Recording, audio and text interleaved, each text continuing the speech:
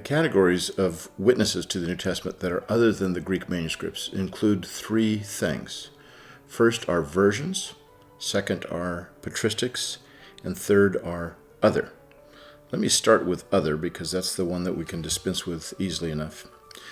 The other category involves things like talismans, which were essentially ancient lucky charms that people would use to ward off demons and this sort of thing. And those talismans often had scripture in them, especially from the book of Revelation. But New Testament scholarship does not regard talismans as serious witnesses to the New Testament text. So for the last 50 or so years, they have not been regarded at all in trying to determine the wording of the original text of the New Testament. Besides the talismans, what else belongs to the other category would be ostraca, the text of Scripture on other than actual manuscripts, that is, not on parchment paper or papyrus, but on broken pottery, on walls, cave walls, on stone, this kind of thing.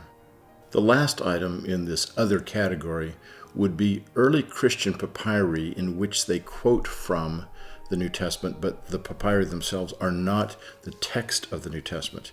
And we have early Christian writers writing to friends and quoting from this passage or that passage. And so far, those have really not been cataloged or really even examined by New Testament textual critics. Now, the broad categories that are very important besides the Greek New Testament manuscripts are the versions and the fathers. As far as the versions are concerned, what this simply means is the translation of the New Testament into other ancient languages.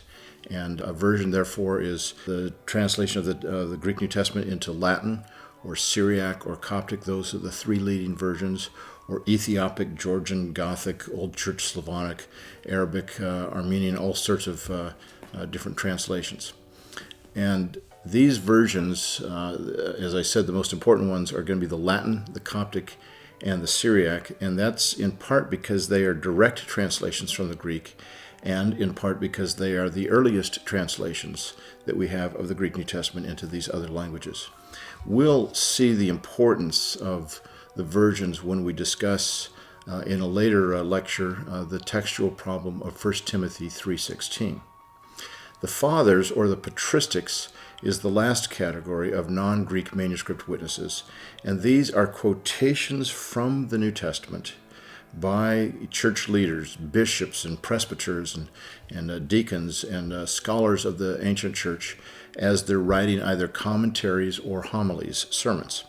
And these church fathers, for the most part, are broken down into three languages: Greek or Latin or Syriac. Now, the church fathers, we have them as early as the late 1st century. And they go all the way through, typically the 13th century is normally how they're canoned.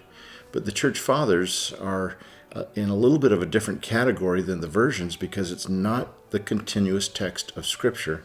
They are quotations. Now, it might be lengthy quotations from Scripture, but they need to be treated a little differently from how the versions are treated. I'll discuss the problems and the value of versions and the problems and value of the church fathers in later lessons.